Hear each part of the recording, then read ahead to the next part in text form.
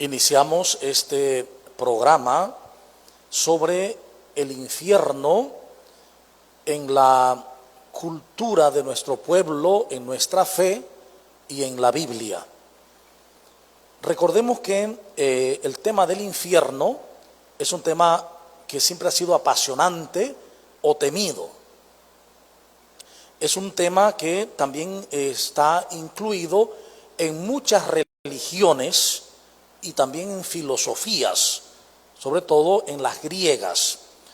Vamos a iniciar con una oración, poniéndonos en esa conciencia del amor de Dios, que tanto ha amado la humanidad, que ha enviado a su Hijo único para salvarnos, para que tengamos vida eterna. Ponemos en tus manos este programa para que podamos abrirnos realmente a tu palabra, a tu luz, a tu verdad, y así experimentemos la alegría de la salvación que viene de tu Pascua, Señor, de tu pasión, muerte y resurrección. Por Jesucristo nuestro Señor. Amén.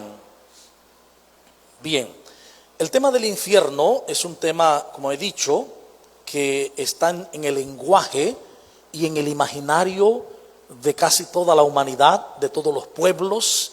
Siempre hay una referencia a este tema. ¿Qué dice la Iglesia sobre el infierno? En el Catecismo, el título cuarto, en el numeral 1033, dice: salvo que elijamos libremente amarle, no podemos estar unidos con Dios, pero no podemos amar a Dios si pecamos gravemente contra Él, contra nuestro prójimo o contra nosotros mismos. Quien no ama permanece en la muerte.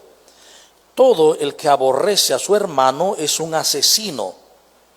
Y como bien saben, ni un asesino tiene vida eterna, ni permanece en él. Es decir, en el catecismo, los numerales siguientes del 1033 van a tratar el tema del infierno.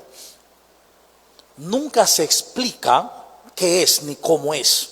Esto es importantísimo, porque la forma descriptiva que encontramos en el lenguaje popular no viene de las definiciones eclesiales, viene del imaginario popular, viene de ideas que han llegado en su momento de obras, por ejemplo, la de Dante Alighieri sobre la Divina Comedia, o de Hollywood, de películas, etcétera, de lo que nuestros abuelos nos han dicho.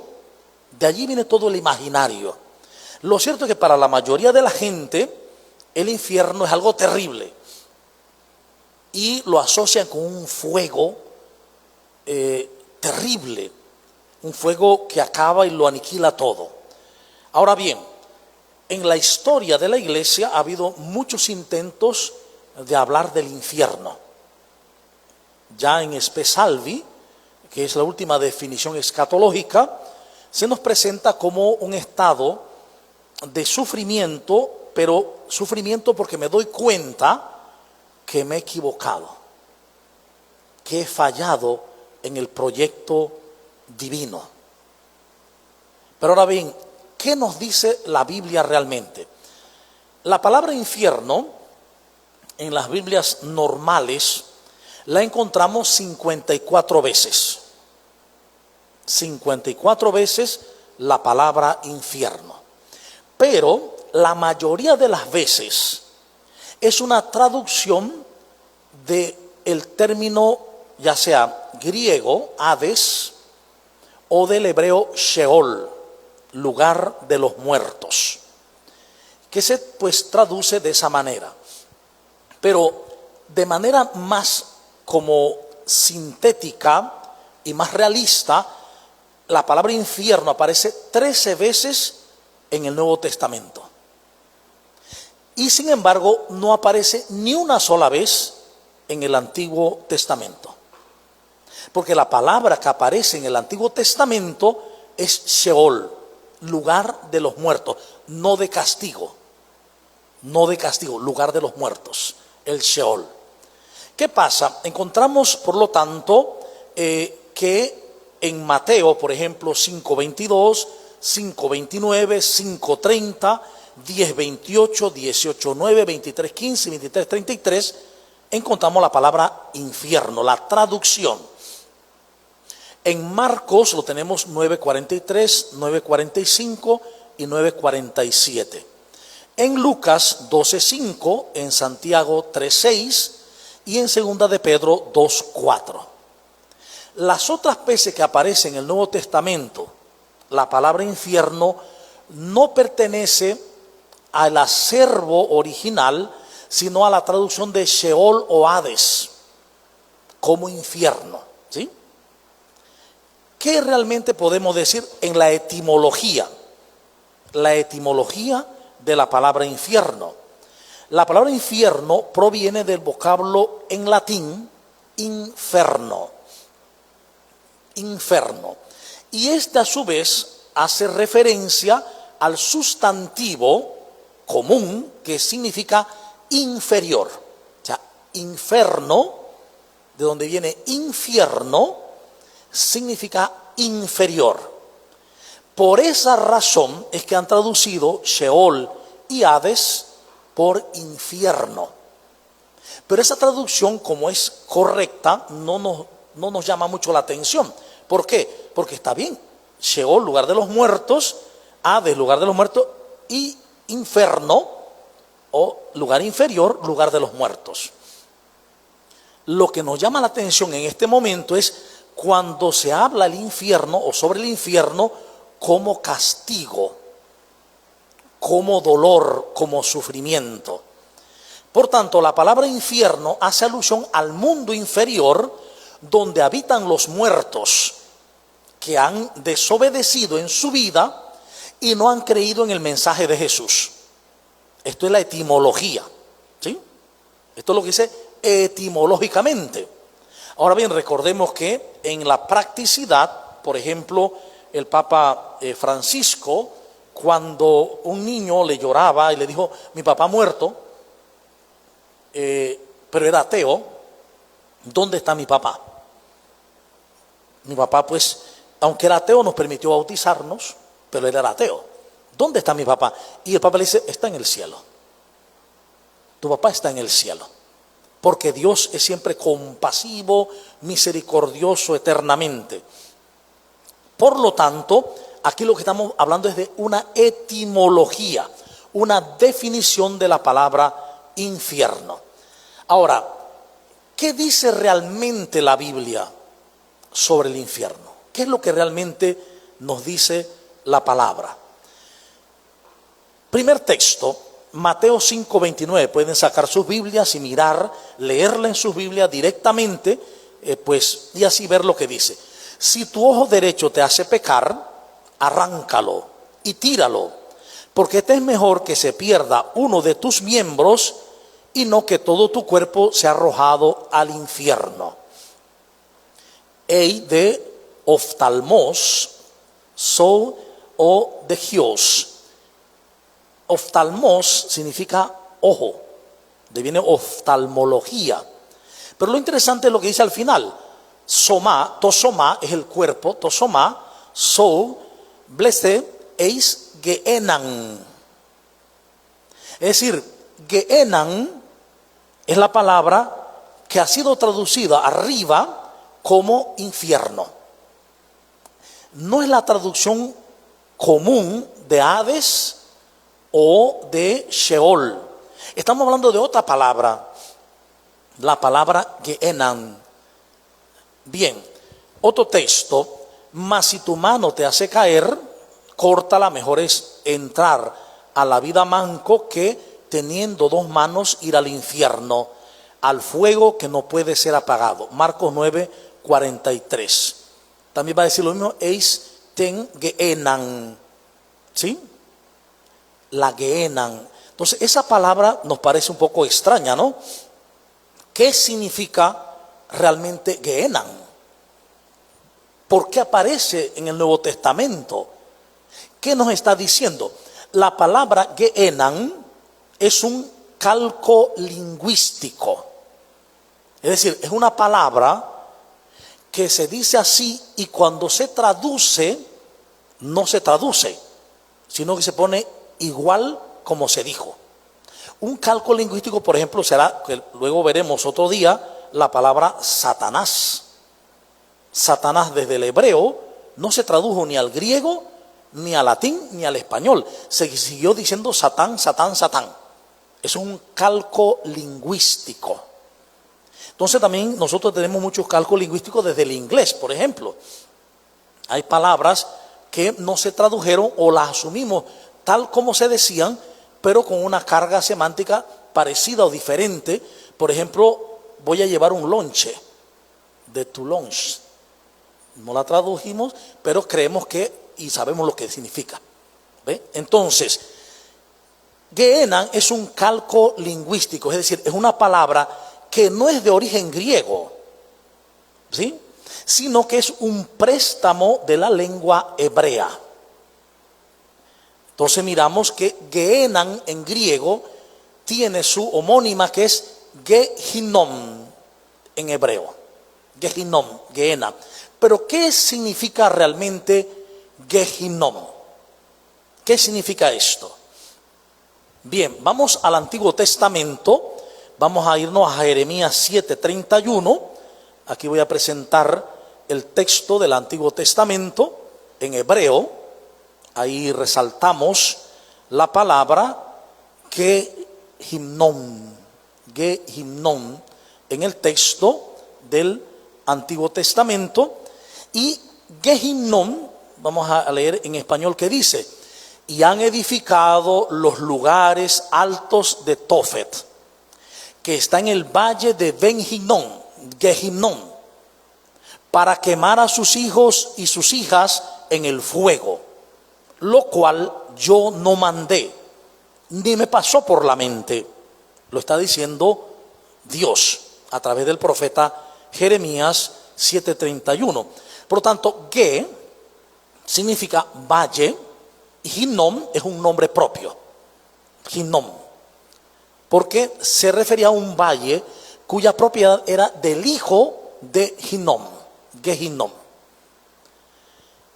Se hacían sacrificios humanos en tiempos hebreos, en Judá, en Israel.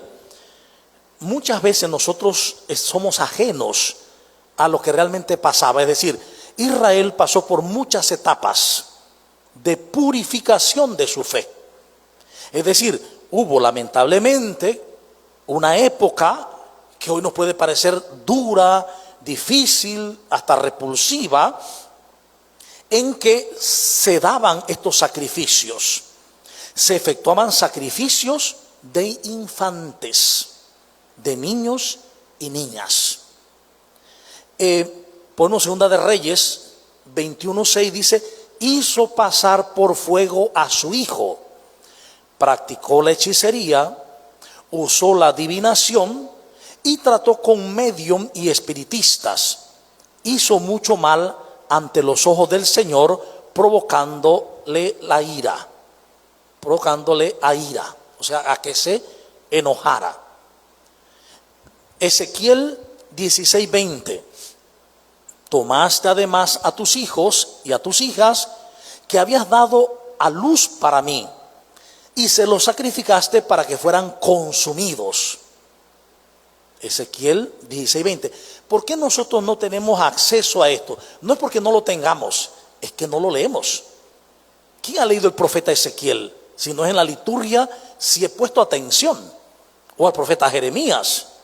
En Jeremías 7:31 dice: y han edificado los lugares a Tofet, ¿ve? Estos lugares donde venían al valle de Hinnom para quemar a sus hijos y a sus hijas en el fuego, algo que yo jamás mandé. ¿Qué dice Miqueas 6:7? ¿Se agrada Yahvé de millares de carneros, de ríos de aceite? ¿Ofreceré mi primogénito por mi rebeldía, el fruto de mis entrañas por el pecado de mi alma? O Jueces 11:30-31. Y Jefté hizo un voto a Yahvé y dijo: si en verdad entregas en mis manos a los hijos de Amón, a los amonitas, sucederá que cualquiera que salga de las puertas de mi casa a recibirme, cuando yo vuelva en paz de los hijos de Amón, será de Yahvé, y lo ofreceré como holocausto. Recordemos que salió su hija en ese texto, ¿no? Bien, vamos a ver una figura, esta figura que representa a un Dios que se le daba adoración en Israel. Israel llegó a vivir la adoración a este rey, a este Dios que era Moloch. Era un Dios, una divinidad con forma de toro. Casi todas las divinidades en ese ámbito de la media luna fértil tienen apariencia de toro. ¿Por qué? Porque el toro es un ser viril, fuerte, y era símbolo de la fuerza. Por eso Yahvé mismo, eso lo veremos otro día, también se le hicieron figuras de toro, de becerros, por la fuerza que representa el toro. Y tiene un cuerpo de hombre. Vemos que tiene una cavidad en el pecho, otras figuras tienen una cavidad en la boca, y por detrás tenía una cavidad donde se le echaban las brasas y el fuego. Por lo tanto, allí vemos cómo puede llevarle los niños, se los llevaban a Moloch y se le presentaban y se le echaban en esa boca que tenía, en esa abertura. ¿Y por qué se hacía eso? Porque se creía que los niños y niñas eran más puros, eran espíritus puros, y que al ofrecerlos era agradable para que cayera la lluvia, para que hubiera buenas cosechas, para que hubiera paz, para ganar la guerra, etc. Hoy eso a nosotros nos parece terrible, abominable, pero en su momento se creyó así. Recordemos también que en nuestros ambientes latinoamericanos, en las tribus de antaño también se dieron sacrificios humanos de vírgenes para calmar los terremotos o para calmar un volcán, la ira de la divinidad. Entonces en esta figura vemos esto, ¿no? De forma más cerrada, vamos a ver una mujer que lleva un niño, su hijo, y cómo el sacerdote lo recibe y se lo presenta a el dios Moloch. Esa era la forma. La madre traía, o el padre, la criatura, se le entregaba al sacerdote de Moloch y él lo echaba, primero se lo ponía en las manos y luego se lo echaba en el orificio y se quemaba. Eso se practicó en Israel. Y por eso es que el profeta prohíbe eso. Dice, eso no es lo que Dios quiere. Yahvé no te mandó a hacer eso. O sea, fue una etapa oscura de Israel que vivió esta creencia. ¿Por qué la vivió? Como hoy también vivimos otras formas. Por ejemplo, es que vamos a hacer unas caminatas a rompernos los pies para que Dios nos perdone, para que Dios nos bendiga, para que Dios nos ayude. Y nos rompemos los pies y llevamos niños caminando y que se fatiguen. Eso también es parte de lo mismo. Son formas de creer que desde la actualidad no podemos juzgar, pero hay que comprender y hay que iluminar desde la palabra de Dios. Por lo tanto, la palabra Gehenam viene de una frase hebrea que significa valle de Hinnom. Gehinnom. Este valle estaba justo fuera de Jerusalén. En tiempos bíblicos, sobre todo del Nuevo Testamento, era un basurero de la ciudad. En ese valle era que estaba y se daba el culto a Moloch. Luego que desaparece de ese lugar el culto al dios Moloch, se convierte en un basurero, ¿sí? Era el basurero de la ciudad. El lugar se mantenía ardiendo para quemar la basura. Y los gusanos consumían todo lo que el fuego no lograba destruir. ¿Qué no lograba destruir el fuego a veces? La parte que era de pronto materia orgánica, parte de cadáveres o de huesos, de animales, etcétera. Lo que el fuego no consumía, entonces los gusanos lo consumían. Puesto que en aquel momento también la gente veía que los gusanos no se acababan. Claro, no tenían la conciencia científica que hoy sabemos de que los gusanos se transforman y vienen otros porque ponen nuevos huevos, ya sean las moscas, etcétera, ¿no? Se creía que los gusanos no morían en ese fuego, que eran gusanos malditos, que vivían y pervivían, porque siempre los veían ahí, 2 meses, 3 meses, hasta que ya vinieran pues los tiempos más fríos, que podía incluso apagarse, pero si no, podía permanecer todo un año encendido. Así que veían gusanos alrededor que consumían lo demás que no era consumido por el fuego. Aquí vamos a ver que cuando uno asiste físicamente a Jerusalén, uno encuentra que fuera de las murallas está el valle de Gimnón, el valle de Gimnón. Hoy el valle de Gimnón es un lugar muy verde, es un lugar muy hermoso, pero igual nunca nadie ha vivido allí. Ese lo consideran un lugar maldito.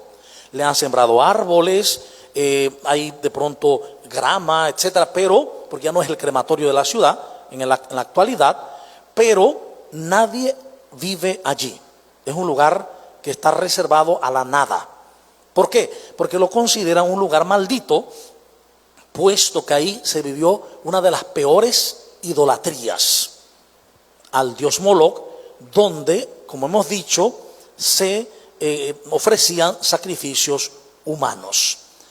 Ahora bien, tenemos que darnos cuenta de algo. En ninguna parte del Antiguo Testamento la morada de los muertos es un lugar considerado como castigo o tormento. En ningún lugar, ¿sí?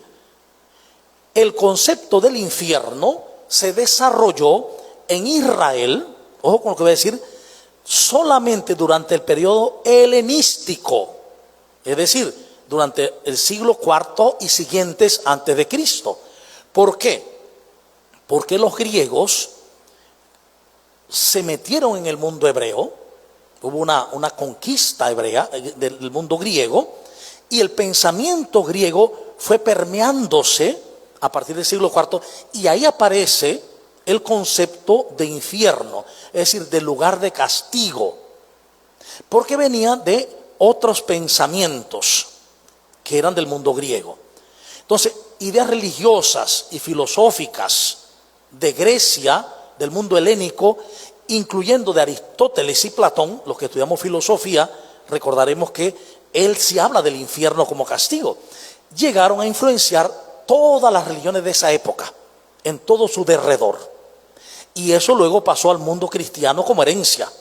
Podemos ver por en la enciclopedia sobre el mundo de las religiones, Merriam-Webster dice: muchos aspectos formales de la religión helenística persisten en las tradiciones judías y cristianas de la actualidad. ¿Sí? Por lo tanto, cuando hablamos de Gehenna, cuando dice el texto que fue el que no sigue a Jesús o el que peca y mejor quitarse un ojo, o que mejor vaya manco o cojo o ciego a la Gehenna, no está hablando del concepto de infierno que nosotros hemos creado. Está hablando de una comparación de lo que pasa en ese crematorio. Es decir, es un lugar maldito, es un lugar de fuego, de tormento y de gusanos. ¿Qué está diciendo el texto? Que el cristiano o el ser humano que no sigue el camino de Dios, que Dios es amor en cualquiera de las religiones, y que no sigue ese camino del Dios amor, no sigue el camino del amor, su vida se vuelve algo parecido al valle de Gimnón. Su vida se vuelve un infierno. Podríamos decir hoy que el infierno es el futuro, el presente que se vive cuando es invadido por el pasado o por el futuro. Cuando una persona en el presente permite que se invada el presente con recuerdos del pasado, culpa, culpabilidad, odio, resentimiento, juicio, condena, está viviendo en el presente lo que está comparándose con la Gehenna, una vida infernal. No por gusto, mucha gente dice, mi vida es un infierno. Porque están viviendo no paz, no alegría, no amor. Tu vida es algo que van arrastrando.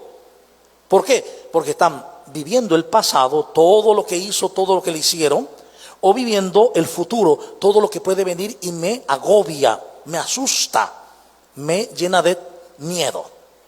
Entonces podríamos decir mucho más resumidamente, vivir un infierno, la gehenna, la comparación de la gehenna, es vivir una vida de miedo. Miedo por el pasado o miedo por el futuro. Por eso, lo que echa fuera el miedo, una vida de infierno, es la vida de cielo, una vida de amor. El amor puro, el amor perfecto, echa fuera el miedo.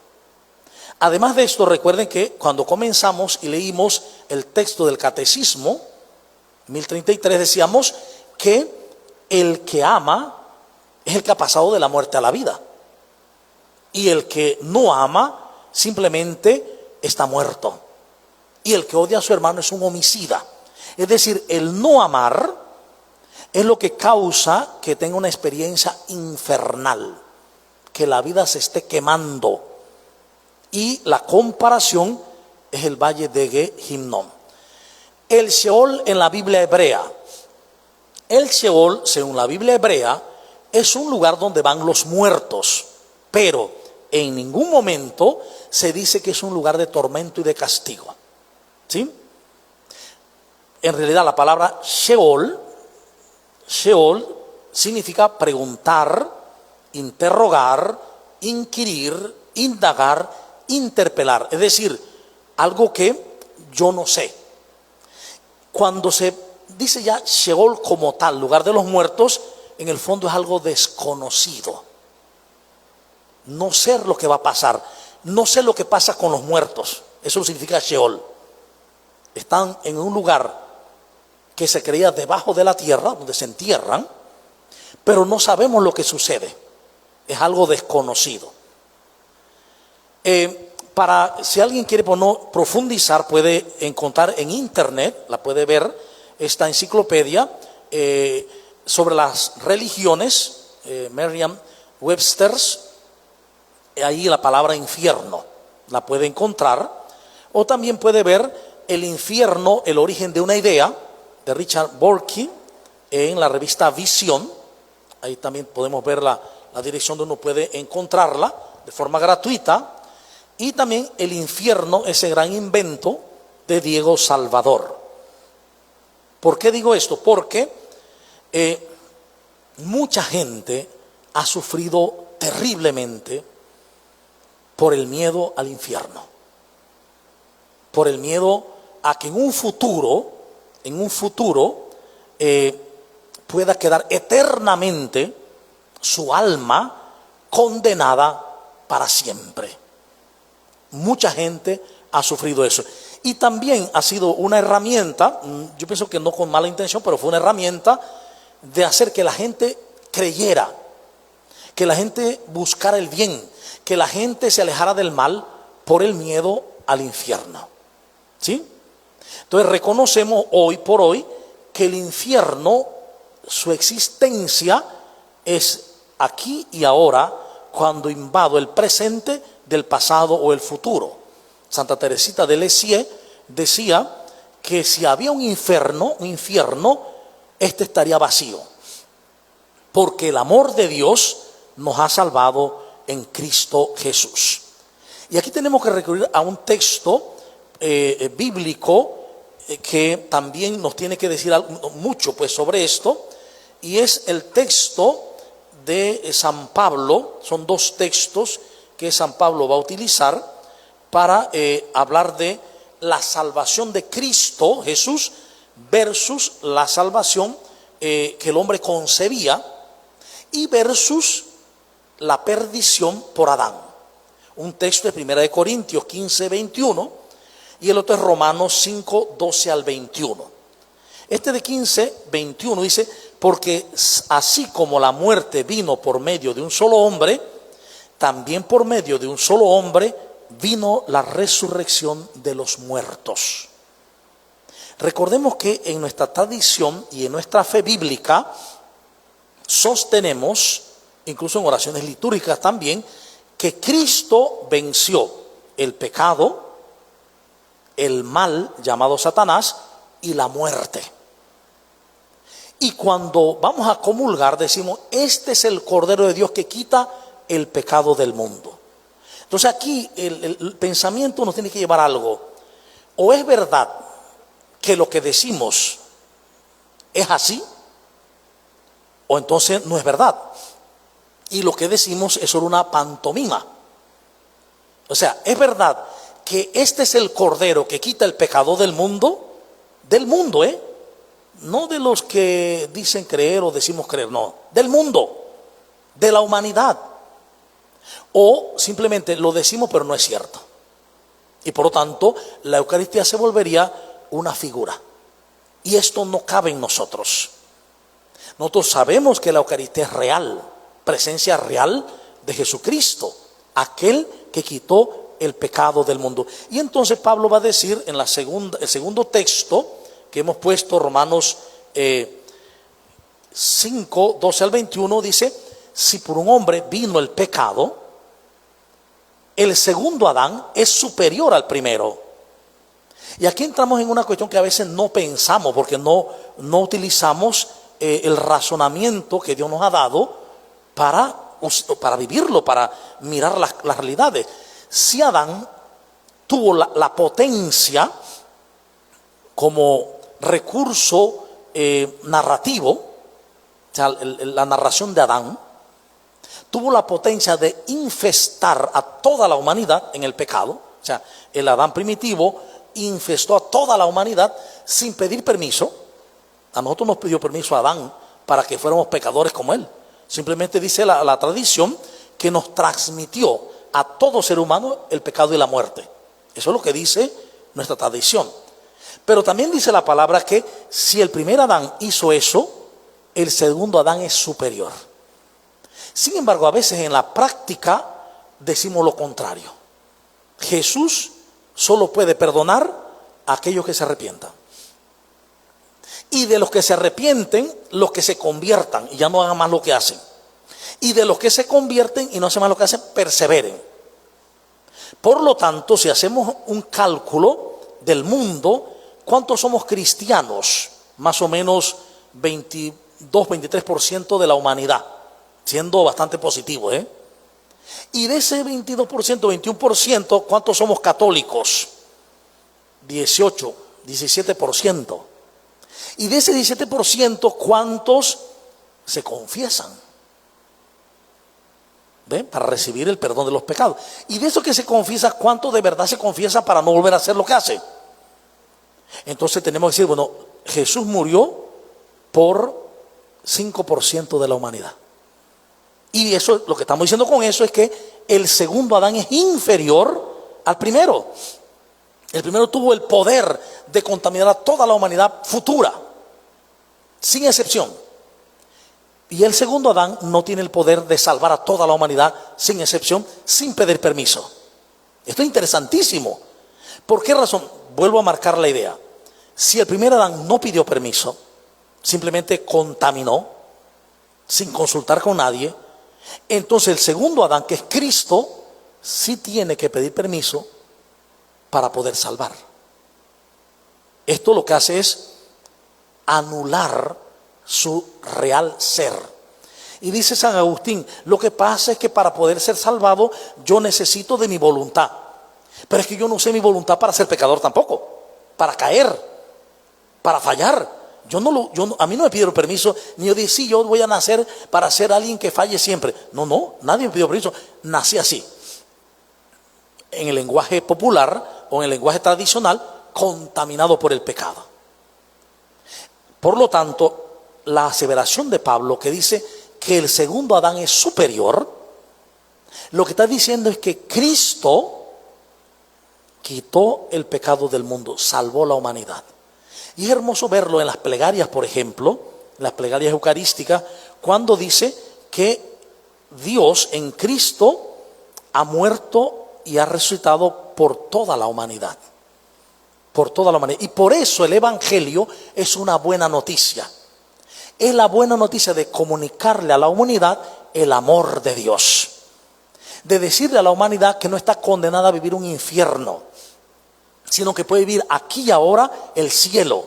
Es decir, la vida donde sé que Dios me ama, donde sé que Dios me salva, donde sé que lo único que tengo que hacer es darme cuenta de y aceptar esa verdad.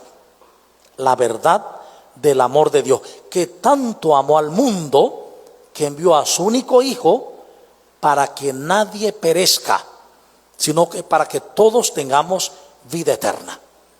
Y dice, y el que cree ya está salvado, y el que no cree ya está condenado. Pero no se refiere en ningún momento a algo posterior y que va a ser infierno. No, se refiere que el que cree le sigue a él. El que le cree a Jesús va a vivir como Jesús. Esa es la verdad. Si le creemos a Jesús, vamos a vivir como Jesús. ¿Por qué no vivimos como Jesús? Porque no le creemos. De hecho, Él lo dijo. Si creyéramos, seríamos capaces de hacer lo que Él hizo y aún cosas mayores. Si creyéramos. Y el que no cree ya está condenado. Dice, y en esto consiste la condenación, el texto de hoy del Evangelio. En esto consiste la condenación, en que viniendo la luz a los hombres prefirieron las tinieblas. Esa es la condenación. Es decir, una vida en no luz. ¿Y qué es eso de no luz? La luz de la que se habla en la palabra es la luz conocimiento de Dios. Es la luz amor de Dios. Es la luz verdad de Dios. Es la luz ternura de Dios. La luz es Dios mismo. Dios es luz. Se asevera, ¿no? Entonces, ¿qué pasa?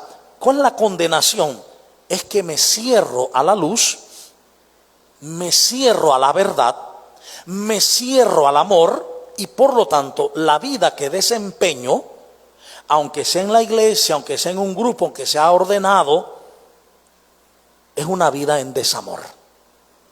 Es la vida de condenación, es la vida de juicio, es la vida de odio, es la vida de resentimiento. Esa es una vida condenada. La vida salvada es una vida en amor, no juzga. Y esa vida la vimos en Jesús mismo, que ante cualquier evento, ante cualquier situación, incluso las más duras, cuando le clavaban en la cruz, Él decía, Padre, perdónalos que no saben lo que hacen.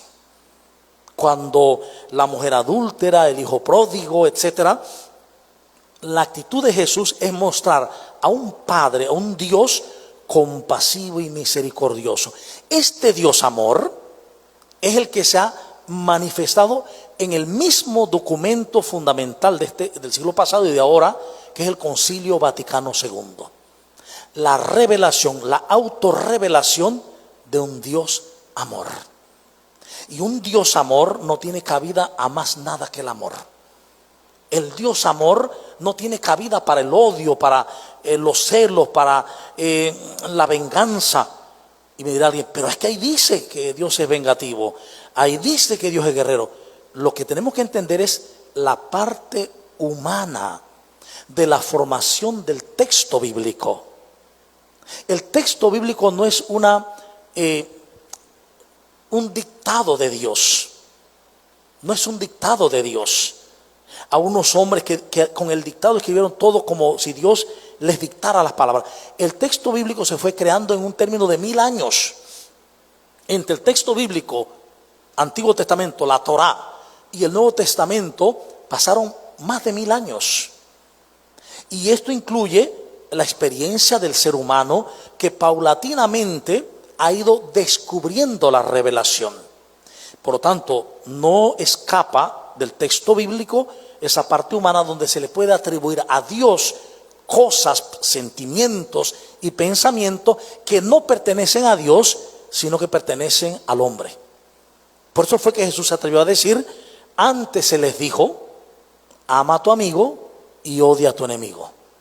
Dice, así pensaron. Y eso está en el Levítico, Pero yo les digo, amen a sus enemigos, etcétera. Es decir, Jesús mismo va a dar una forma definitiva, real, a lo que Dios es y lo que quiere transmitirnos de sí mismo.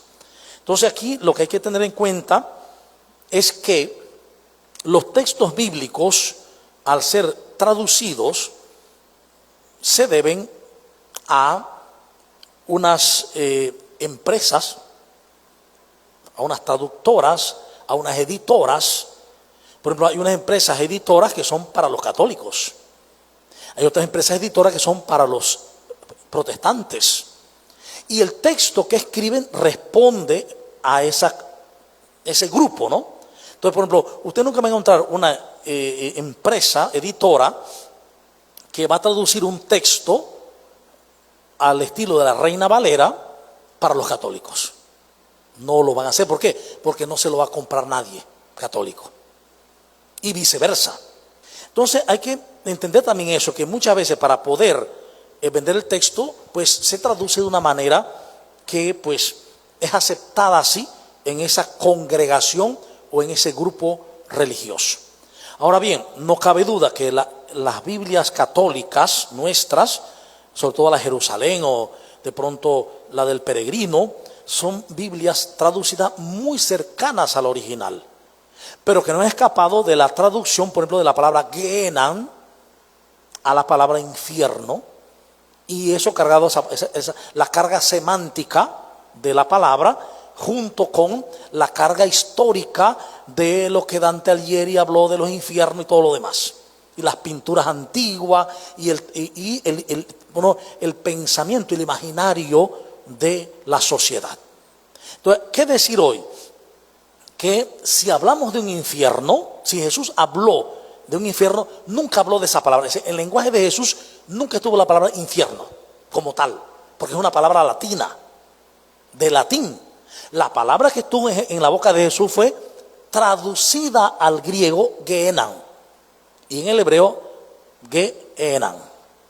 ¿Sí? Esa fue la palabra que pudo estar en la boca de Jesús. Jesús no les habló a sus discípulos en griego, aunque se dice que Jesús podía haber conocido el griego. Jesús les habló en arameo o en hebreo. Y cuando habló de que el que mejor era ir manco, ciego o cojo a la Gehenna, era una comparación. Más vale estar cojo o manco que siguiendo la luz, que estar completo pero siguiendo la oscuridad. Entonces aquí tenemos, pues ya les di una serie de elementos para poder investigar. No crean lo que yo digo simplemente porque lo digo, investiguen, pero hay que investigar desde los originales. Hoy gracias a Dios tenemos el recurso, incluso lo pueden en internet encontrar ya Biblias o Antiguo Testamento original, es decir, en el hebreo original, transliterada. Hay 5 tomos, uno puede bajarlo en PDF, 5 tomos del Antiguo Testamento transliterado, es decir, está en hebreo y abajo en español, que es lo que dice esa parte en español.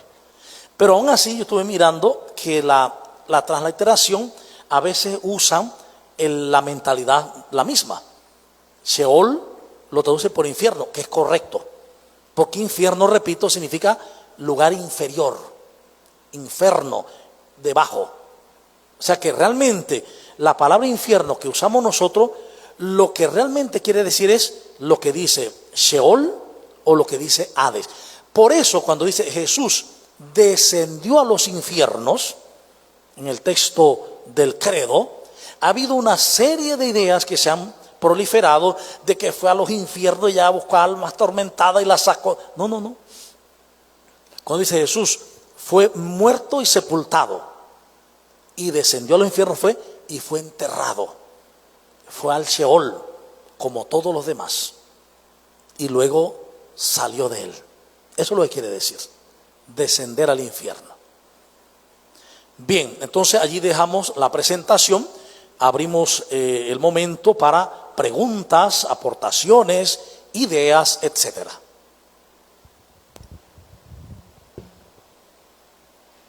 Buenas noches. Padre, entonces, ¿por qué en las apariciones de los niños de la Virgen de Fátima ellos hablan del infierno. Y Santa Brígida también. Bien, primero que todo, estas apariciones no son revelación. Responden a la idea de una época y a las interpretaciones de aquellos que dicen ver algo. Y claro, estos niños tenían un acervo cultural ya previsto. Y aquellas cosas que vieron, bueno, dijeron que infierno. Pero fíjense, por ejemplo, yo he leído algunas, porque ahora mismo hay un montón de gente que tiene mensajes de la Virgen, si se han dado cuenta, en internet, desde sacerdotes, etcétera. Y hay unos mensajes que da pavor leer un mensaje de eso. Porque la idea que presentan de Dios está totalmente en contradicción con el Dios que Jesús reveló. Por eso es tan importante seguir la revelación. Porque cualquier aparición está mediatizada por la experiencia del que la tiene, de la experiencia que tiene en su acervo, del lenguaje que maneja y de la cultura donde está. De ahí por qué, por ejemplo, hay pues no, algunas de las apariciones que no son aprobadas. Por ejemplo, Medjugorje no está aprobada por la iglesia. Y se está diseminando los mensajes de Medjugorje, que todos los días hay mensajes de Medjugorje, y la iglesia no ha aprobado esa aparición. ¿Sí? Entonces hay que tener mucho cuidado porque pues se dirán muchas cosas. Ahora, ¿en qué creemos? ¿La fe nuestra de dónde viene? ¿De alguna aparición? No. ¿Qué dijo Jesús a Tomás en el Evangelio del domingo? ¿Tú crees porque has visto? La gente hoy quiere ver, igual que entonces, quieren tocar. Y Jesús dice, dichosos, felices. Es decir, la auténtica fe no viene de ver ni de tocar, sino del corazón. Dichosos los que creen sin haber visto. Y por eso San Pablo va a decir que la fe es la sustancia de lo que se espera. Dice la carta a los Hebreos, la sustancia de lo que se espera y la convicción de lo que no se ve. Y Pablo dice que la fe viene real de la escucha de la palabra de Dios. Es decir, la fe verdadera viene cuando escuchamos y nos abrimos a la palabra de Dios. ¿Por qué? Porque dentro de, incluso de la misma palabra, hay que ver que hay actitudes, acciones que no revelan al Dios amor. Ejemplo, Nuevo Testamento, los combates que hubo entre Pedro y Pablo, las disputas que hubo, pero que luego, después de un periodo de combate, de pelea, se abren el Espíritu Santo y llegan a una unidad. Ahí está la acción del Espíritu. Entonces uno tiene que saber ver en los textos bíblicos cómo la revelación se da y cómo descubrimos cuando la revelación es revelación del Dios de Jesucristo, porque todo parte, se desarrolla y termina en el amor, siempre. Y por esa razón es que Jesús dice, el que me sigue, mi discípulo, no va a ser discípulo porque sea un laico comprometido o una persona que carga una cruz encima o porque uno cargue un cuello clerical o sea un presbítero, obispo. No, dice no. Eso no es lo que dice que eres un discípulo mío. ¿Ve?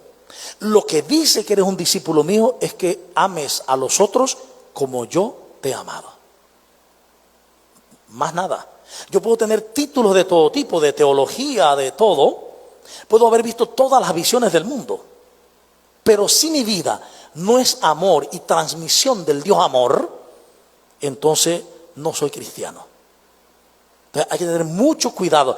Yo he recibido últimamente algunos mensajes de personas que me consultan sobre este video de tal sacerdote, de tal otro, de tal vidente, y todos están cargados de un miedo pavoroso. Ya vienen las 3 noches, la oscuridad, 3 días y 3 noches. Miren, yo tenía 11 años y recuerdo clarito cuando al tiempo se decía que eso iba a ser en el 2000.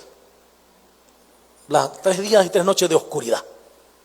Ahora están sacando a San Malaquías, que no sé qué, y que el Papa Francisco ya es el 112, el Papa 112, a partir de la profecía de San Malaquías, y que este es el último Papa. El que viene, dice, ya es el antipapa. Y la gente entonces con miedo. Y que viene el infierno, dice, y la mayoría de la gente va a morir en el infierno. O sea, entonces, ¿dónde queda la salvación? Triunfó Adán. Lastimosamente, los que piensan están diciendo, Adán triunfó, el nuevo Adán perdió, porque solamente el 2% de la humanidad van al cielo, todos los demás condenados. Entonces, pues Jesús murió por gusto. ¿Sí? Entonces, aquí nos jugamos lo esencial de la fe. ¿Qué es lo esencial de la fe? La autorrevelación, como dice Lumen Gentium, la autorrevelación del Dios amor. ¿Sí? ¿Alguna pregunta? Buenas noches, Padre. Así que hemos pensado que el infierno es un sitio, un lugar, cuando realmente es un estado mental. Es un estado que mental. Depende de nuestras creencias, de la información que hemos tenido, de las experiencias, de las historias terroríficas que nos han dicho desde pequeños. Exactamente. Y hemos condenado a los niños, sobre todo. Fíjense que a veces no medimos. Yo sé que no ha habido mala intención, pero muchas veces hemos condenado a los niños, a las niñas, a una vida infernal. Desde una presentación de un Dios castigador, de un Dios iracundo, de un Dios que le está observando por un ojito y al mínimo se la guarda en una lista para después cobrársela. Me ha tocado ver niños que vienen a confesarse aterrorizados porque le han hablado que si no dicen lo que hicieron, van al infierno, a quemarse por generaciones. ¿Ve? Entonces, claro, el infierno, igual que la salvación, es un estado mental, sobre todo. Cuando digo estado mental, voy a aclarar bien esto, es un estado del espíritu. ¿Ve? Quiere decir que una persona, si piensa en algo y cree en algo, eso se le vuelve verdad para sí. Lo que dice Pablo, yo estoy seguro que de nada hay impuro en el mundo, pero para aquel que algo es impuro, para él lo es. Es decir, lo que nosotros creemos se vuelve verdad para nosotros, y lo sufrimos o lo gozamos. Si creemos, si aprendemos a descubrir al Dios de Jesucristo, al Dios amor, el Dios que nos ha salvado, que ha dado la vida por nosotros, no en vano. Ese que cantamos en el pregón pascual hace poco, ha pagado el Eterno Padre la deuda de Adán. Entonces, ¿la pagó o no la pagó? Cuando creemos en ese Dios amor, la vida se vuelve cielo. Porque dice Jesús, el que cree en el Hijo del Hombre tiene vida eterna. No dice la tendrá, la tiene. Porque el que cree en el Hijo del Hombre, el que cree en Jesús, cree en el amor de Dios. Y si creo en el amor de Dios, me sé dentro del amor de Dios y me descubro amor de Dios. Entonces ya tengo la vida eterna. Porque la vida eterna es saberme amado totalmente de Dios y saber que estoy dentro del amor. Siempre lo hemos estado y siempre lo estaremos. Solo que creemos no estarlo. ¿Sí?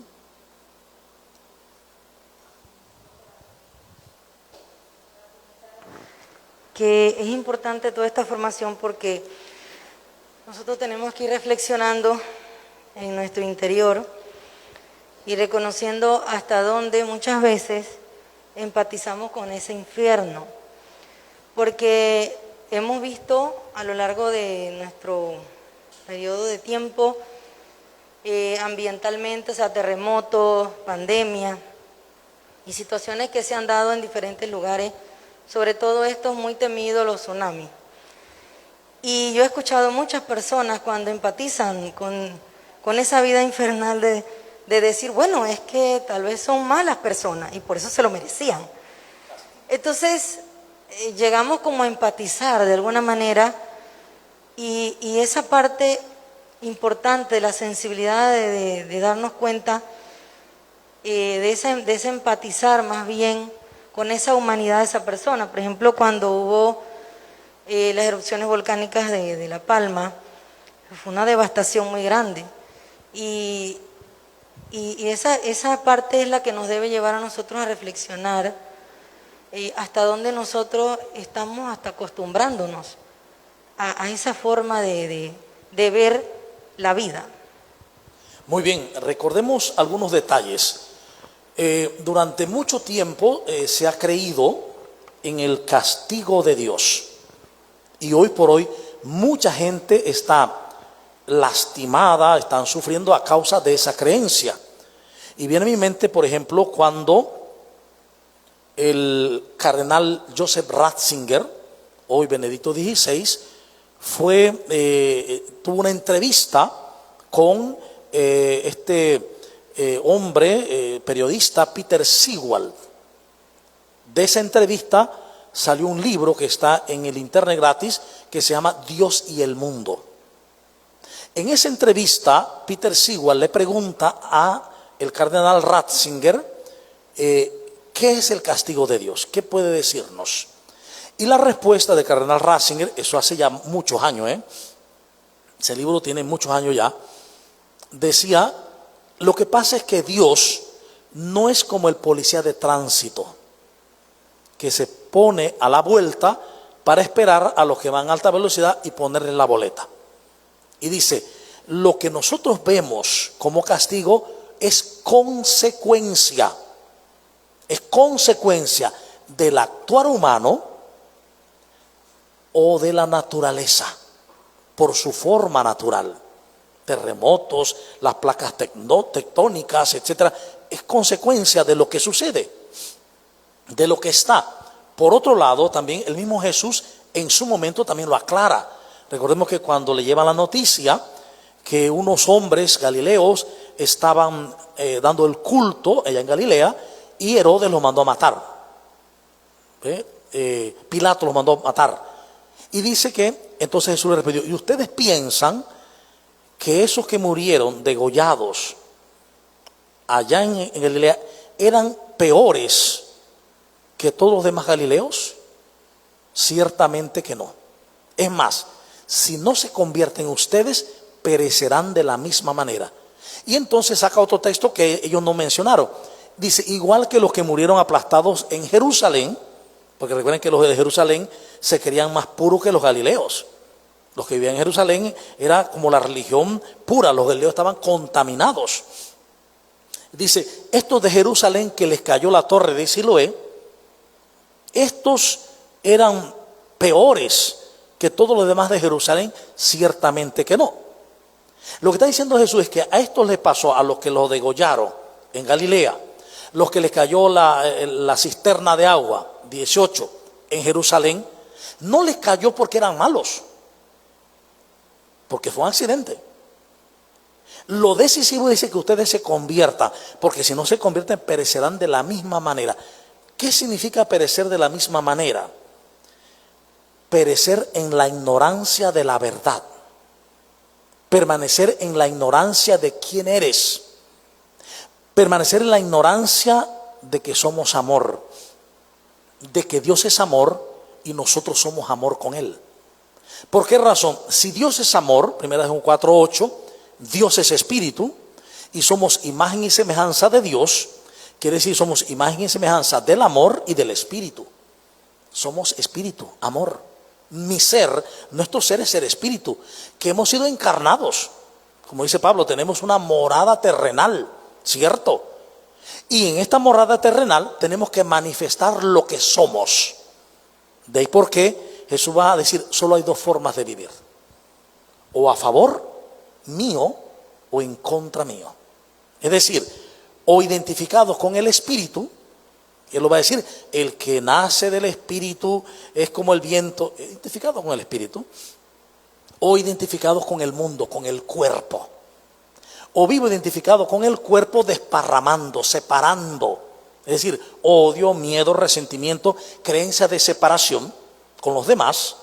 O vivo unido al Espíritu sabiendo que todos somos uno solo. Lo que dice tan bellamente este monje trapense, Thomas Keating, él dice, el vuelo espiritual, él murió ya hace 3 años, 4 años, Thomas Keating decía, el vuelo espiritual, usando el lenguaje patrístico, dice, tiene 3 pasos. El primer paso es reconocer que hay un otro con mayúscula, no por información, ese reconocer lo que significa la palabra. Reconocer es volver a conocer. Es decir, a Dios nosotros los conocemos, solo que lo hemos olvidado. Entonces, reconocer por experiencia interior, dice él. Segundo paso, saber que necesitamos, no es un lujo, es una necesidad. Necesitamos acercarnos a ese otro con mayúscula. Y el tercer paso dice, es reconocer que no hay otro, porque ese otro y nosotros somos uno solo, solo que hemos creído no serlo. Es decir, o junto con Jesús viviendo la unidad, o desparramos contra Jesús viviendo la separación. O vivo del miedo en el mundo, o vivo del amor en el espíritu. No hay más formas. Por tanto, si vivo creyendo que soy un cuerpo, creyendo por lo tanto que en el mundo está la dicha, la felicidad, en lo que sea del mundo, estoy viviendo el infierno. Porque si vivo identificado con el cuerpo, estaré creyendo en el pasado y en el futuro, invadiendo el presente. Si vivo identificado con el Espíritu Santo, viviré este momento presente, donde el Espíritu está, en el hoy de la salvación. Este es el momento, este es el día de la salvación, hoy. ¿Ve? Por eso Jesús decía, no se preocupen del mañana, ¿ve? Vivan el hoy. Miren las aves, miren las flores, ¿ve? Vivir el presente. No vivir el presente es cargar la vida de infierno, cargarla de Gehenna, mejor dicho, de una vida tormentosa, de gusano que corroe y de fuego que no se apaga. Es decir, una vida tormentosa, triste y dolorosa. Y recordemos algo, el sufrimiento y el dolor no es lo mismo. El dolor es inevitable en este mundo. Te salió de aquí, se tropezó en una silla, ya me duele una muela, me duele la cabeza. Eso es inevitable, el dolor. Pero el sufrimiento es una opción. El sufrimiento es mental. Yo pienso y sufro. ¿Por qué esta persona no me mira? Algo seguro piensa que le he hecho. ¿Qué habrá pensado? Le habrán dicho algo y empiezo a sufrir. Pero es mental. No es algo real. Es una creación mental. Entonces por eso Jesús nos invita a vivir en el Espíritu, en la conciencia que somos uno con Él, a no tener miedo, sino vivir en el amor. Por eso después de la resurrección, ahora que estamos en Pascua, siempre Jesús va a decir lo primero, después de saludar, Shalom Aleichem, que se traduce por la paz sea con ustedes, aunque no es muy real esa traducción. La traducción debería ser, les deseo la plenitud de los bienes mesiánicos, de los bienes divinos, es decir, amor, alegría, paz, bondad, plenitud, etc. Después de decir eso decía, pues no tengan miedo, soy yo, no tengan miedo.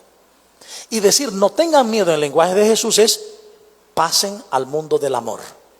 Porque la única manera de no tener miedo es pasar al mundo del amor, a la conciencia del amor. Cuando Jesús dice, no tengan miedo, está diciendo, sean amor y vivan amor. Porque si son amor y viven amor, el miedo se va, porque el amor perfecto echa fuera el miedo. Entonces aquí lo decisivo en este siglo XXI es, ¿qué vamos a anunciar? Estamos hablando en una iglesia que hay que volver a Jesús, una iglesia que dice que tenemos que evangelizar, que estamos en estado permanente de misión, sobre todo en América Latina. Ahora el Papa lo ha ya llevado al mundo, ¿no? Pero ¿qué misión vamos a hacer? ¿Qué Dios vamos a anunciar? ¿Qué Dios vamos a anunciar? ¿Ve? Cuando damos las clases de psicología religiosa, solía decirles que a los estudiantes que solamente hay dos tipos de religión, realmente. Nombres puede haber muchos, pero hay dos tipos, porque se abarcan en dos tipos. Un tipo de religión que son las religiones liberadoras. La religión liberadora, la que lleva a las personas a la libertad, a la alegría, a la paz. Y las religiones esclavizantes. Son tipos de religiones que llevan a la gente al sufrimiento, al dolor, al miedo, a la angustia y a estar buscando, pero una angustia desesperada. ¿Sí? Entonces hay solamente dos formas religiosas. ¿Qué es lo que Jesús también ha dicho? O conmigo o contra mí. Bien, ¿estamos claros? Entonces volvemos a la conciencia de infierno. O sea, le dice, ¿y el infierno existe? Bueno, depende de qué estamos hablando, ¿eh?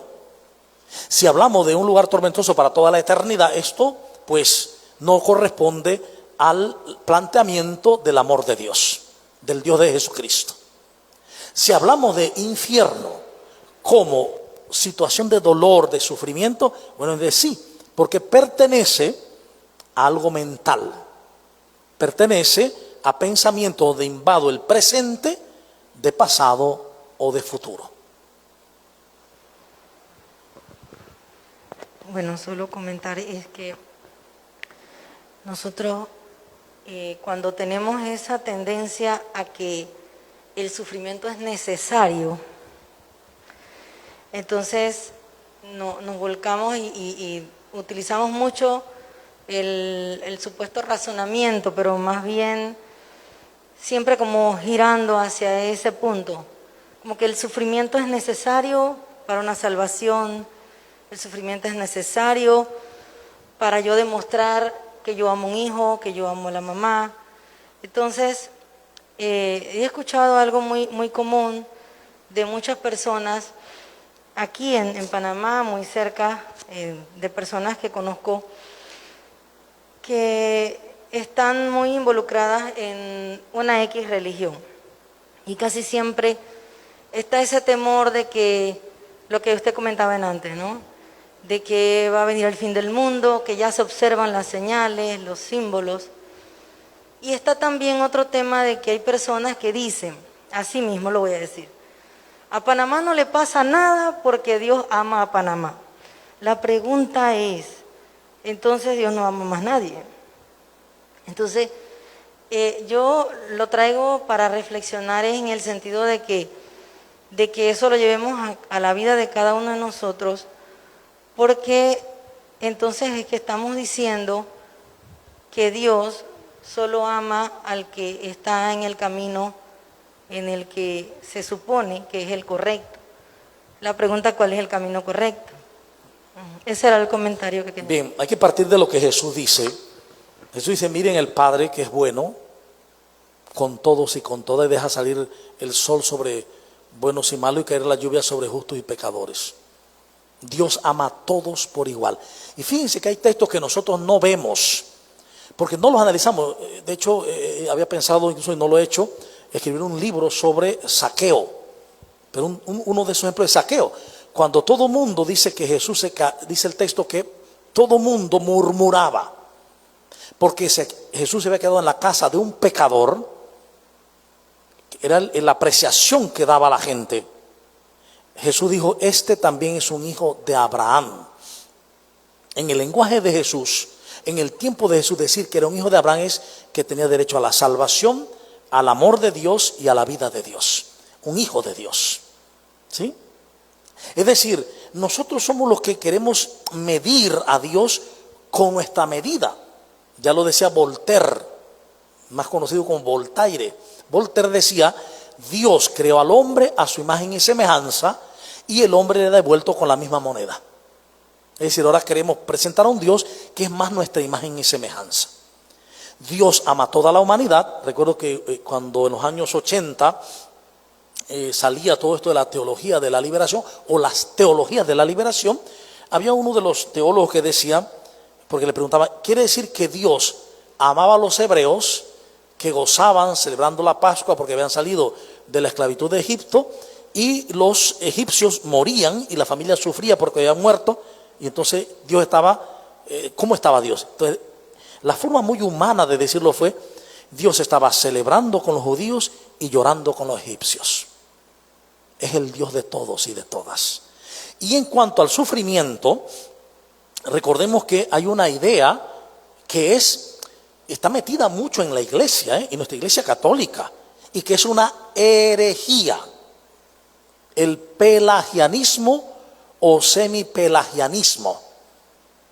Cualquiera de las dos formas, el más leve o el más grave. ¿Y qué significa el pelagianismo? Es una especie de voluntarismo en el que yo creo que por mis acciones me gano escalones del cielo. Por mi sufrimiento yo gano escalones para otra persona o para mí. ¿Ve? Dios nunca ha dicho que tenemos que sufrir. Es más, cuando Jesús se refiere a eso, dice en Juan 10, 9 y 10. Dice en Juan 10, 9, el ladrón vino a matar, a robar y a destruir. Sufrimiento. Matar, robar. El ladrón. Pero yo he venido para que tengan vida abundante. ¿Sí? Entonces después de una operación, una enfermedad, sí, parte de la vida. Cada uno va a vivir lo que va a vivir y lo que necesita vivir, todos, ¿eh? Eso viviremos dolor de estómago o lo que sea. Pero sufrir por eso depende de nuestras creencias. Dios no quiere el sufrimiento de nadie.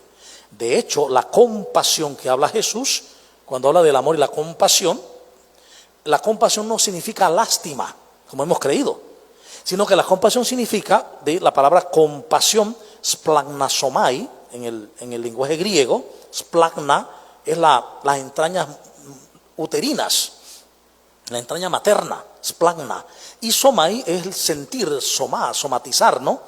Splagnasomai significa una sensación, un sentir como el que la madre tiene cuando por primera vez le ponen su niño en el regazo. Esa alegría, ese amor por esa criatura, esa es la compasión. La compasión es un sentir profundo y una convicción por la cual yo veo el sufrimiento del otro y me lanzo hacia él para sacarlo del sufrimiento. Eso es la compasión. Jesús no quiere que suframos. Es que lo hemos dicho hoy en el Evangelio. ¿A qué envió el Padre al mundo a Jesús? Para que sufra, no, para que tengamos vida eterna. ¿Sí? Recuerden, el dolor es inevitable. Hasta cierta medida. Hay personas también que controlan el dolor. O sea, hay personas que son operadas sin anestesia, capaces de dominar su dolor de una manera u otra, mental. Pero el dolor es inevitable, digámoslo así, para el mundo raso. Pero el sufrimiento es una opción, dependiendo de lo que creamos. Padre, es muy interesante saber pues que podemos vivir en el amor, que podemos disfrutar de todos esos bienes divinos. Pero sí nos gustaría saber cómo hacemos para entrar en ese mundo, o sea, cómo aprendemos nosotros a vivir, a pensar, a sentir como Jesús y cambiar esos pensamientos que nosotros a veces tenemos que nos atacan a tenerlos como los de Él. O sea, ¿cómo hacemos para entrar en ese camino? ¿Cómo aprende el águila a ser águila? Siendo águila. ¿Cómo entrar en el camino de Jesús? Reconociendo, creyendo que soy otro Jesús, otro Cristo. Eso dependerá de una opción, es una opción. Jesús dijo, Mateo 25, tuve hambre, me diste de comer, tuve sed, me diste de beber, etcétera, etcétera, o no. Y al final va a decir, cuando le preguntan, ¿cuándo, Señor? Va a decir, cada vez que lo hiciste con el más insignificante de tus hermanos, conmigo lo hiciste. Es decir, Jesús se está revelando como presente en cada persona, incluso la más insignificante para mí. Es más, cuando Pablo se encuentra con Jesús y le dice, Saulo, Saulo, ¿por qué me persigues? Saulo quedó en shock porque ¿a quién estoy persiguiendo? Estoy persiguiendo a estos herejes que siguen al Mesías Jesús, Yeshua. Yo estoy persiguiendo a unos herejes. Eso es lo que Pablo pensaba, que están tergiversando la fe judía. Pues están diciendo que ese Mesías es Dios. Y entonces le dice, soy yo el Señor a quien tú persigues. Soy yo el que estoy en cada uno de los que persigues y que tú los ves como herejes. Por lo tanto, en eso que nosotros vemos hoy por hoy como herejes, como los que atacan la iglesia o atacan a las personas o los que tiran bombas, también esos son Jesús, solo que no lo saben. Y evangelizar es llevar a la gente a la concepción, a la conciencia de sí. No tienes que luchar por ser amor, eres amor. Y recuerdo aquí esa anécdota que siempre he dicho en las homilías, el tema de Miguel Ángel. Cuando Miguel Ángel terminó el Moisés, los que han ido a Roma lo han visto, ¿no? Esa estatua tan maravillosa que parece humana. Claro, es muy grande, pero parece humana. Tan humana que cuando terminó, Miguel Ángel le dio con el martillo en la rodilla y le dice, levántate, anda. Y ese golpe nunca se lo han arreglado, ahí está, como perenne pues testimonio de lo que hizo Miguel Ángel. Pero un día le preguntaron, dice la anécdota, a Miguel Ángel cómo logró hacer esa hermosa estatua. Y él respondió, cuando me trajeron el bloque de mármol de las minas de Carrara, yo lo vi. Solo le quité los pedacitos que le sobran o que le sobraban. Pues eso es lo que hay que hacer con nosotros. A nosotros nos sobran muchos pedacitos. Nos han hecho un bloque, creencia tras creencia, miedo tras miedo, idea tras idea. Si quitáramos todo eso, lo que quedaría sería otro Jesús, el Hijo de Dios. Por eso es que Pablo dice que cuando se dé el final, o sea, cuando pasamos de este mundo físico, ya nos demos cuenta del mundo totalmente espiritual, nos veremos cara a cara con Él y semejantes a Él. No es porque en ese momento vamos a hacerlo, ya lo somos, pero no lo vemos.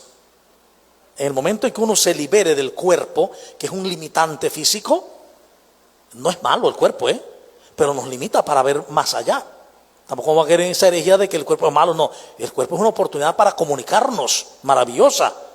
Pero cuando quedemos libres del espacio-tiempo, nos veremos cara a cara tal cual es. Entonces, ¿la fe a dónde nos quiere llevar? Nos quiere llevar a que sin ver, sin el oftalmos, sin usar el oftalmos, seamos capaces de ver en el otro lo que realmente es. Un hijo de Dios, semejante a Dios y semejante a Jesús, con una mirada superior al oftalmos que se llama blepoi, o del término blepo, que significa visión interior. Esto es lo que hermosamente San Juan Pablo II dijo en Novo Milenio Ineunte 43. Novo Milenio Ineunte 43.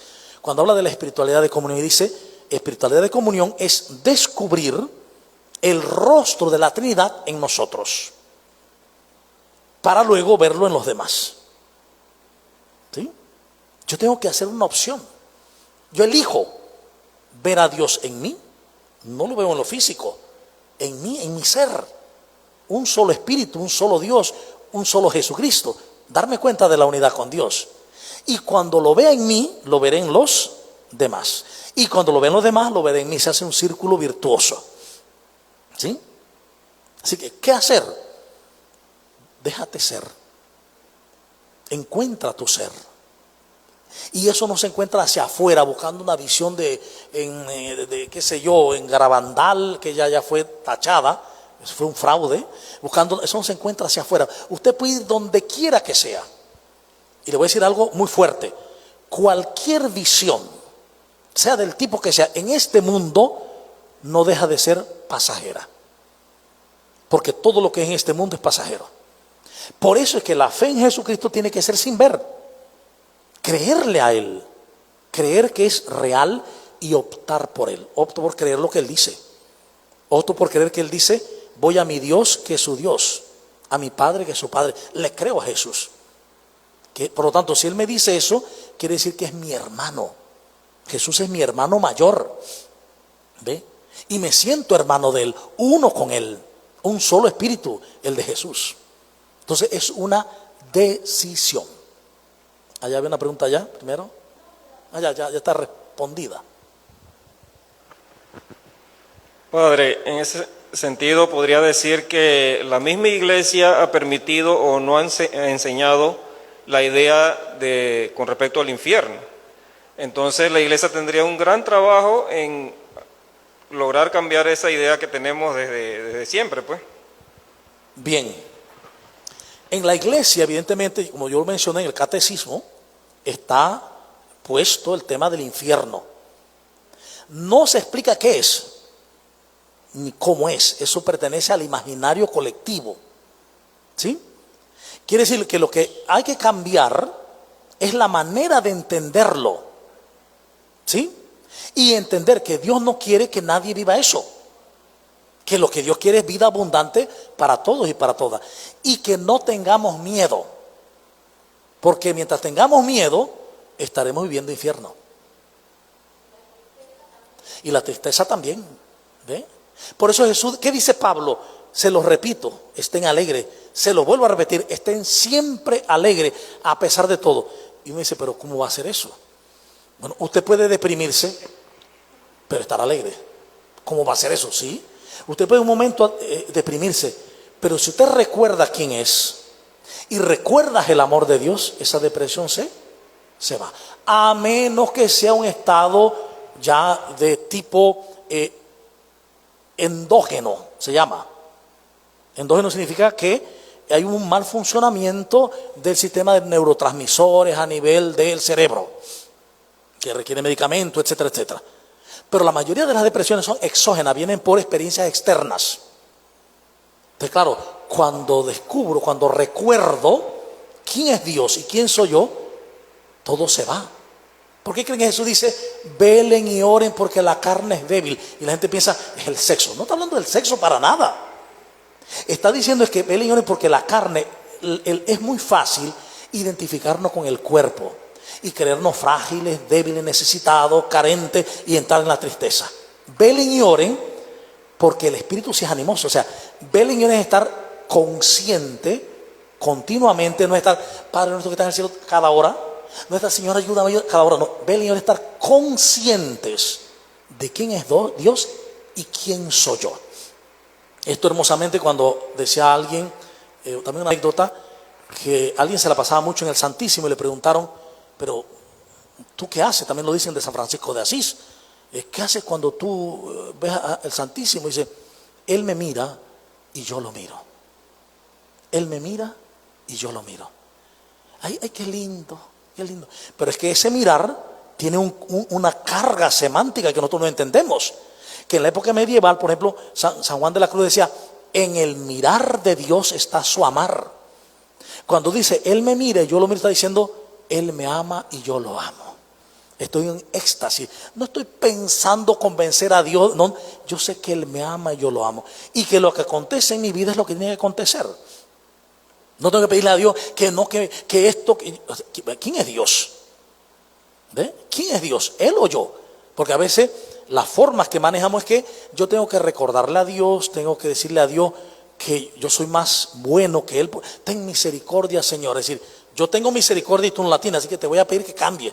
¿Qué tipo de Dios es ese? ¿Ven? Entonces son las formas como hemos creído y lo creemos así. Entonces ha llegado un momento en que necesitamos volver a la verdad, volver a Jesús, volver a lo esencial. Y aún va más, porque ya se han hecho estudios, se sabe que hay un lenguaje que Jesús vivió y fue el lenguaje arameo. Hay un Jesús que realmente fue arameo, el Jesús arameo, que luego se traduce al hebreo y luego al griego y luego al latín.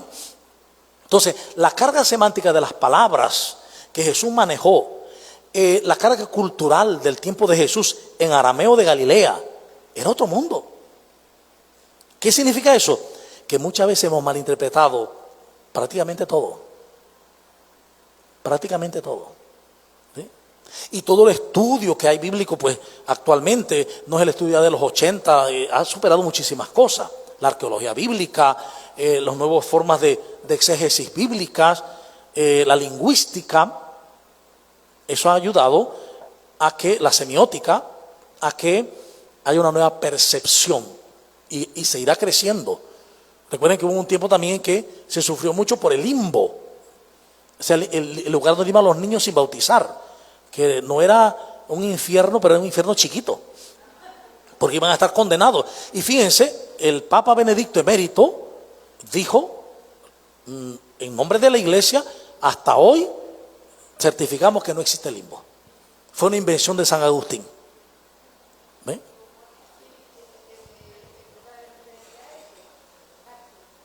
Referente al limbo, eso hizo sufrir a mucha gente de la generación, como bueno, mi abuela tiene 103 años de vida actualmente, se llama Petra de Terrado, pero una hermana de ella casi se vuelve loca porque su niño, bueno, éramos de San Félix, y un pueblo, pues, Silimín, era específicamente, y el hijo de ella murió, creo que 2 días, yo no había nacido todavía, pero mi tía sí quedó trasroscada por el bendito limbo, porque ella siempre vivió con ese dolor y más su matrimonio se deshizo, porque ¿quién iba a aguantar a mi tía todo el día en un cementerio, llorando, en una iglesia, porque su hijo estaba en el limbo y ella tenía que sacarlo del limbo? Pues nunca lo sacó. Y no se podía sacar del limbo porque era imposible, según la idea, ¿eh? El que estaba en el limbo se quedaba en el limbo. Entonces, por eso me refiero a que la iglesia como iglesia va entrando en la inteligencia de la fe y vamos descubriendo cosas y vamos viendo nuevos descubrimientos bíblicos, arqueológicos, y pues irán cambiando ideas. Aquí lo fundamental es lo que Jesús dice: la verdad los hará libres. El error siempre esclaviza. El error siempre esclaviza. La verdad hace libres. Bien, entonces culminamos esta sesión.